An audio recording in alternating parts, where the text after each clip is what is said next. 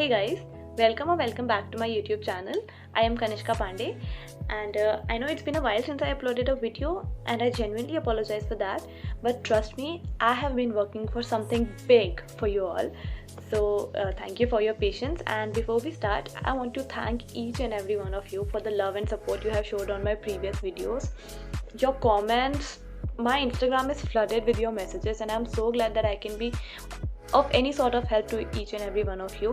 This just makes my day. It means the whole world to me. Thank you so much.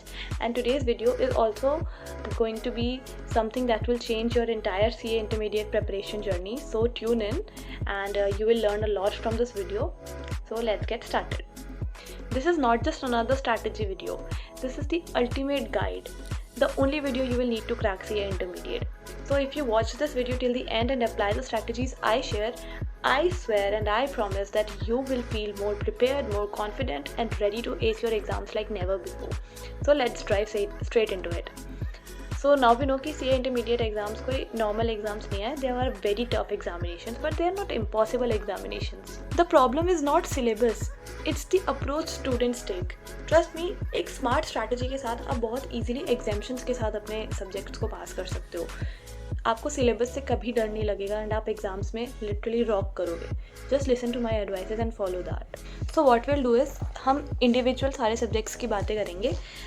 तो आप चाहे group 1 दे रहे हो, group 2 दे रहे हो, बोथ ग्रुप्स दे रहे हो, आप इस वीडियो को देख सकते हो. और अगर आपको ग्रुप स्पेसिफिक वीडियो चाहिए तो वो भी मुझे बताना. I can make that also. But इस वीडियो में मैं इंडिविजुअल सब्जेक्ट्स की बात कर रही हूँ कि किस सब्जेक्ट को किस तरीके से टैकल करना है. सो सबसे पहले let's start with advance accounting, the most easy, the most lengthy and the most scoring paper in group 1. मेरे को बहुत डर लगता था इस सब्जेक्ट से, बट सच में आप इसमें बहुत आराम से स्कोर कर सकते हो. सो इस राइट स्ट्रैटेजी को फॉलो करना. जो 3 कॉमन मिस्टेक्स है जो इसमें बच्चे करते हैं वो है ये 3. Relying solely on notes and not practising sums. So basically note सब कोई बनाता है लेकिन प्रैक्टिस भी तो करनी है. अकाउंट्स में सबसे ज़्यादा नेसेसरी है गाइस प्रैक्टिस करना. पता है हाथ नहीं चलेंगे एग्जाम्स में अगर आप लिख के नहीं करोगे. जो ऑडिट करते हैं ना क्वेश्चंस का, उसको लास्ट के लिए रखा करो. सेकेंडली, ICI मटेरियल को इग्नोर करना मत करना. ICI मटेरियल के सारे क्वेश्चन सॉल्व कर लेना, सारे के सारे. और आपको बिल्कुल मतलब फिंगर टिप्स पे होने चाहिए आपके. और जो क्वेश्चन आपको डिफिकल्ट लग रहा है ना उसको सबसे पहले करो क्योंकि वही आएगा. Trust me. And third is AS को इग्नोर करना. कोई भी अकाउंटिंग स्टैंडर्ड को इग्नोर मत करो चैप्टर्स करने के चक्कर में, क्योंकि आप बेसिकली आप सिर्फ 3rd मॉड्यूल पे रेफर कर रहे हो. आपको अकाउंटिंग स्टैंडर्ड सबसे ज़्यादा वेटेज के आएंगे, तो उन सबको आपको अच्छे से करना है. जो आपको टफ लग रहा है उनको पहले करो, जो ईजी लग रहा है उनको बाद के लिए छोड़ दो. बट बाद के लिए छोड़ दो का मतलब ये नहीं है कि उसको करना ही नहीं है. सबसे ईजी AS को सबसे पहले करो, बिकॉज यही तो होते हैं जो आपको मार्क्स दिलवाते हैं. आपके 5 नंबर, 6 नंबर, 7 नंबर्स ये ईजी वाले AS से ही आते हैं. और ये कुछ मस्ट रिवाइज AS हैं जो मैं यहाँ लिख रही हूँ. ओके, इनको इग्नोर मत करना, दे आर द बेस्ट. इसके बाद टीचर्स के लिए मैं अलग से वीडियो बनाऊंगी, बट हाँ मैं यहाँ पे बता देती हूँ एक टीचर जो मुझे अच्छा लगता है. तो एडवांस अकाउंटिंग के लिए no doubt Nitin Goyal sir, उनके लेक्चर्स कर लो, it will be more than enough. और आपको क्या सोल्यूशन ओरिएंटेड अप्रोच रखनी चाहिए वो मैं बता देती हूँ. सबसे पहला है रिवाइज AS डेली. मतलब हर दिन आप एटलीस्ट 2 AS रिवाइज करने का टारगेट रखो ही रखो. सेकेंडली सम्स सॉल्व करो. सिर्फ ऑडिट नहीं करना है, आपको प्रैक्टिस करनी है. प्रैक्टिस ज़रूर करना, मतलब ऐसा करना कि आपको हर टॉपिक में एटलीस्ट 3 लेंदी वाले सम सॉल्व करने हैं. एंड एट द एंड 5 कोई भी PYQ सॉल्व कर लेना 5 पिछले अटैम्प्ट्स के, तो you will be good to go. Trust me, बहुत आराम से प्रिपेयर हो जाओगे. सेकंड आता है हमारा लॉ. सो लॉ हम फाउंडेशन में भी पढ़ के आए हैं एंड लॉ के अंदर आई डोंट थिंक ज़्यादा ऐसी दिक्कत आती है, बिकॉज हम सबको पता है हमें थोड़ा बहुत तो रट्टा मारना ही पड़ेगा. और हमें सबसे ज़्यादा मुश्किल आती है सेक्शंस याद करने की. तो आपको सेक्शंस याद नहीं करना है, आपको उन्हें लॉजिकली समझना है. एंड थ्योरी सब्जेक्ट्स का हमें पता है कि ICI हमसे 2 ही चीज़ें मांगता है, एक कॉन्सेप्चुअल क्लैरिटी एंड एक स्ट्रॉन्ग रिकॉल एबिलिटी. तो बादाम खाना शुरू कर दो. Anyways, so let's see. हम पेपर पैटर्न समझते हैं. 100 मार्क्स का पेपर है, 60 marks corporate law, 40 for other law, 30 marks MCQ and 70 marks का डिस्क्रिप्टिव. एंड MCQs के लिए जैसे मैंने पिछली वीडियो में बताया था, आपको case law based MCQs, application based question है, ये आने ही चाहिए. इसकी प्रैक्टिस करो ही करो. अगर आपके 30 मार्क्स MCQ में आ गए ना, आपके एग्जामिनेशन कोई नहीं रोक सकता. You can score easily 30 in descriptive. ये सब्जेक्ट थोड़ा डिफिकल्ट होता है क्योंकि इसमें बहुत मगिंग अप होता है एंड हमें बहुत कुछ याद रखना पड़ता है, बट इसको भी हम स्मार्टली टैकल कर सकते हैं. तो वो मैं बताती हूँ कैसे करेंगे. सबसे पहला, नोट्स बनाने हैं, उनको डेली रिवाइज करना है क्योंकि हम उसी से हमारी कॉन्सेप्चुअल क्लैरिटी आएगी. और नोट्स बनाने कैसे हैं? सिर्फ ICI मटेरियल से. कुछ और मत देखना। ICI मटेरियल को अगर आपको किसी टीचर का ईजी वे में एक्सप्लेन किया हुआ पसंद है तो वहाँ से देख लो, लेकिन पढ़ना आपको ICI की ही लैंग्वेज में है। उसके बाद आपको सब्जेक्ट वाइज ब्रेक डाउन करना है। तो ये कुछ इंपॉर्टेंट सब्जेक्ट है जो मैंने यहाँ लिस्ट कर दिया है। आप इनके हिसाब से अकॉर्डिंगली अपने आप को प्लान कर सकते हो। आई होप कि आपको सब्जेक्ट की नॉलेज तो होगी, क्योंकि ये वीडियो बहुत लंबी हो जाएगी अगर मैं चैप्टर वाइज पे जाऊँगी तो। एंड अदर लॉस तो सबका फेवरेट होता ही है, मेरा तो बहुत ही था। एंड वो तो आप सबसे पहले कर लो, 40 मार्क्स सिक्योर हो जाएंगे, कहीं नहीं जाएंगे, एंड बहुत आसान है उसको करना। आई थिंक वो बिजनेस लॉस से भी आसान है। बट हाँ, याद रखना, जैसे वो चैप्टर था ना नेगोशिएबल इंस्ट्रूमेंट एक्ट, तो इसमें बहुत ही घुमा फिरा के क्वेश्चन आते हैं। तो इसके क्वेश्चन आप पास्ट के, RTP, MTP ज़रूर देख के जाना। Last but not the least, writing practice ज़रूर करना। ज़्यादा कुछ नहीं, कुछ मॉक टेस्ट सॉल्व करके देख लेना। गंदी राइटिंग में कुछ भी लिखो, रफ राइटिंग में लिखो, लेकिन आपको वर्डिंग्स आ रहे हैं कि नहीं ये लिख के ही पता चलेगा। सो मैंने बहुत राइटिंग प्रैक्टिस करी है अपने लॉज में। अभी मेरी बुक्स वगैरह, कॉपीज, रफ नोटबुक्स पता नहीं कहाँ रखी है, वरना मैं दिखाती। सो या this is my advice. So now taxation, माहौल गर्म होने वाला है, आई नो दैट। या टैक्सेशन, ट्रस्ट मी, हम DT तो याद रखते हैं, IDT क्यों भूल जाते हैं मुझे समझ नहीं आता। IDT भी तो हाफ पोर्शन रखता ही है, एंड उसमें स्कोर करना बहुत आसान है सच में। टीचर बता रही हूँ, Amit Mahajan sir for GST and for DT also, Amit Mahajan sir only, and Vijender Agarwal sir is also a very good teacher. पता है टैक्सेशन कंफ्यूजिंग इसीलिए लगने लगता है क्योंकि हमारी स्ट्रैटेजी स्ट्रांग नहीं होती है।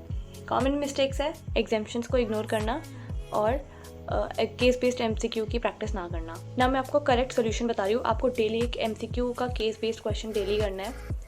आपको अपने नोट्स ज़रूर बनाने हैं, एंड आपको MTP और RTP ज़रूर करना है अमेंडमेंट्स के लिए। अमेंडेड टॉपिक ज़रूर करना है क्योंकि वो बहुत हाई प्रोबेबिलिटी चांस होता है कि वो आएंगे ही आएंगे। और डायरेक्ट टैक्स में ये कुछ हाई स्कोरिंग टॉपिक्स हैं, तो इनको भी कर लेना। अब करने का स्ट्रैटेजी तो मैं फिर आपको जब इंडिविजुअल सब्जेक्ट की वीडियोस बनाऊंगी उसमें बताऊंगी, बट हाँ ये तरीका है इसको अप्रोच करने का।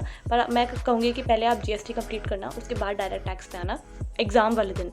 बाकी प्रिपरेशन तो आपको जो अच्छा लगता है पहले वो कर सकते हो। GST के कुछ इंपॉर्टेंट टॉपिक्स ये रहे। टैक्स में मेरी अप्रोच क्या थी, मैं क्वेश्चंस बहुत सारे सॉल्व करती थी। मेरे पास विजेंद्र अग्रवाल सर का एक क्वेश्चन बैंक था, तो मैंने वो बहुत अच्छे से सॉल्व किया था। उसमें लिटरली सारे क्वेश्चन थे। आई डोंट थिंक टैक्स में उसके बाहर कभी कुछ आता है। एंड डायरेक्ट टैक्स में मेरे को कैपिटल गेन समझ में नहीं आता था, एंड मैंने TDS TCS तो किया ही नहीं था। बट उसके अलावा मैंने जो किया था ना, आई न्यू कि मुझे ये मैं अच्छे से अटैम्प्ट कर लूँगी। PGP का क्वेश्चन भी जो फर्स्ट क्वेश्चन आया था 14 में से, I think I got 12 around something in that. तो maybe it was my luck also. तो आप अपने हिसाब से डू बेस्ट।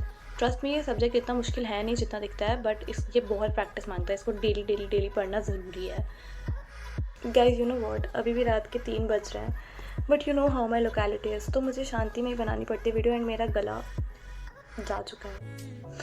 ओके, तो ग्रुप 1 कंप्लीट हो चुका है, ये आई एम सुपर हैप्पी। अब ग्रुप 2 पे आते हैं। Costing, one of my least favourite subject जो पहले हुआ करता था, but now the most favourite subject. 5 दिन में, अगर आपने पहले से पढ़ रखा है तो आप 5 दिन में इसको रिवाइज कर सकते हो, जिसमें आप पहले वो 3 चैप्टर्स करोगे जिससे आपको कॉस्टिंग समझ आने लगता है, जो कि है material, labour and cost sheet. उसके बाद आप करोगे process, overheads and joint and batch, like by product वाला। उसके बाद आप फिर करोगे वो स्टैंडर्ड, मार्जिनल, बजट, जिसमें आपका सबसे ज़्यादा टाइम जाएगा। उसके बाद आप करोगे रिविजन्स, फिर cost accounting, reconciliation. I think जिसकी अकाउंट स्ट्रॉन्ग है, जिसका प्रैक्टिकल स्ट्रॉन्ग है, उसको कॉस्ट पसंद ही है। सो कॉस्टिंग के लिए मेरी स्ट्रैटेजी ये रहेगी आपको बताने के लिए कि आप नमित अरोड़ा सर को फॉलो करो, अगर आपको वो समझ आते हैं तो। बाकी आप प्रणब पोपट सर को भी फॉलो कर सकते हो। आई हैव हर्ड कि बहुत बच्चे उनको भी पढ़ के बहुत अच्छा स्कोर करते हैं। बूस्टर बैच ज़रूर करना। अगर आपको उनसे पढ़ के नहीं समझ आते तो वो क्वेश्चंस ज़रूर करना। बेसिकली वो क्वेश्चंस कुछ नहीं, बस RTP, MTP और PYQ ही होते हैं, एंड मोस्टली उसी को थोड़ा घुमा फिरा के ICI उन्हीं के साथ खेलता है। They don't have any new questions, और अगर कोई न्यू क्वेश्चन आता है तो डोंट वरी, फिर पेपर चेकिंग ईजी होती है। अप्रोच क्या रहेगी, आपको डेली एक फुल लेंथ सम सॉल्व करना ही करना है, और जो आपको डिफिकल्ट लग रहा है उसी को करो। जो आसान लग रहा है ना, उसको फिर भी ऑडिट कर लो। हम लोग सोचते हैं डिफिकल्ट जो है यार ये शायद ना आए, वही आएगा, देख लेना। और हाँ, कॉस्टिंग में कॉन्सेप्चुअल बेस्ड ही स्टडी करना, ये नहीं कि फॉर्मूले रट ले और पेपर में हो जाएगा। नहीं, इतना आसान क्वेश्चन या पेपर नहीं बना के देता ICI। टॉप स्कोरिंग टॉपिक्स यानी कि चैप्टर्स, मेरे ख्याल से कॉस्टिंग का पूरा सिलेबस करके जाना। ग्रुप 2 में यही आपका एग्रीगेट बनवाएगा, like accounts in group 1। And now audit, one of my favourite subjects. मेरे मार्क्स सबसे कम आए हैं इसमें, बट मेरा फेवरेट सब्जेक्ट है। I love studying audit. Rishabh Jain sir, आप आंखें बंद करके ऋषभ जैन सर को रेफर कर लो। He is literally the best teacher I have ever seen in my life. So audit के लिए मैंने क्या किया था, उनके दिए हुए हैंड रिटन नोट्स उनको ही रिवाइज़ किया था और फिर समरी पॉइंट्स अपने आप बना के लिखती थी and past MTP RTP PYQs किए थे, बस दैट्स इट। बहुत आसान है ऑडिट में पास होना अगर आप ये सब कर लेते हो तो। बट हाँ, पढ़ना ज़रूरी है, उसको समझना ज़रूरी है एंड एसेस पे अपनी कमांड कर लो। आप एसेस नंबर याद कर लो, उसका नाम अच्छे से याद कर लो एंड हाँ, एसेस के आंसर राइटिंग टिप्स यानी कि ऑडिट के आंसर राइटिंग अच्छे से कर लो। बेसिकली आपको पहले फैक्ट लिखना होता है, फिर उसका प्रोविजन लिखना होता है, देन कंक्लूजन लिखना होता है। इसी वे में आप आंसर लिख के आना ICI का, तभी मार्क्स मिलेंगे। कीवर्ड्स मेरे को बोलने की ज़रूरत नहीं है, आपको कीवर्ड्स पता होना चाहिए। आप अपनी बेसिक लैंग्वेज में नहीं रख सकते। Sufficient and appropriate audit evidence, efficiency and effectivity, you know the drill. ये सब आपको करना ही करना है। And now the last subject which is FM and FM। तो इसके लिए मैं अलग अलग बताती हूँ। FM में नमित अरोड़ा सर का बूस्टर ज़रूर कर लेना। These are the important topics. And lastly जो ईजी टॉपिक्स हैं like leverage ratio, EPIT and EPS and management of working capital, management of receivables, ये ज़रूर कर लेना। हमारे में तो कैश बजट का क्वेश्चन आ गया था, मैं वही छोड़ के गई थी, बट कर लेना आप वो भी। शायद क्या पता इस अटैम्प्ट में ना आए, आने वाले 2 अटैम्प्ट में ना आए, क्योंकि कभी कभार ही आता है वो। सो FM आप नमित अरोड़ा सर या फिर जो आपको टीचर अच्छा लगता है उससे कर लेना। कैपिटल बजटिंग के बहुत सारे क्वेश्चन सॉल्व करना, उसमें इतने सारे टेक्निक्स हैं, पर है बहुत आसान, बट प्रैक्टिस मांगता है अगेन। तो ये कर लेना। इंपॉर्टेंट टॉपिक्स मैंने बता दिए। Now let's come on to SM के लिए again Rishabh Jain sir the best. उनके हैंड रिटन नोट्स बहुत अच्छे हैं। बेसिकली जो वो रिसाइट करवाते हैं इन हिज वीडियोस, तो उसके मैंने नोट्स बना लिए थे एंड मेरा आई थिंक इसमें 50+ SM की वजह से ही हुआ है, बिकॉज मैंने SM बहुत अच्छे से लर्न करी हुई थी। तो SM में भी अगेन आपको रट्टा ही मारना है एंड यू नो ऑडिट में फिर भी आप अपनी खुद की भाषा में लिख सकते हो, because audit is 500 pages long. So ICI के नॉट एक्सपेक्ट कि हम पूरे 500 पेजेस रट्टा मार ले, but now SM is however around 150 pages long. तो ICI इज समहाउ एक्सपेक्टिंग अस कि हमको उनकी एग्जैक्ट लैंग्वेज लिखनी है, तो वो आप लर्न कर लेना। या so I am really sorry if I became very lethargic video के एंड में आते आते, बिकॉज मुझे वीडियो शूट करने में 1 घंटा हो गया है। सो देखो, अगले 50 दिन आपको सक्सेस की तरफ ले जाएगा एंड अच्छे से जुट जाओ। आपको पता है, आप आज मेहनत कर लोगे ना, कल उसका फल आपको मिलेगा and you will be very very grateful for your hard work you are doing right now. अभी जो हार्ड वर्क करोगे वो आपके एग्जाम हॉल में कॉन्फिडेंस बन जाएगा। अपने आप को जितना पुश कर सकते हो उतना पुश करो एंड मेरी बताई हुई स्ट्रैटेजी को ट्रस्ट करो, अपना फुल एफर्ट दो and study smart. All the best to each and every one of you. Let me know अगर आपको और भी कोई रिकमेंडेशंस चाहिए, क्वेश्चंस चाहिए, तो मैं उस पर भी वीडियोज़ बनाऊँगी। एंड मेरा इंस्टाग्राम हैंडल ये रहा, इस पर आप मुझे पिंग कर लेना अगर आपको कोई क्वेश्चन हो तो। So thank you for watching, bye.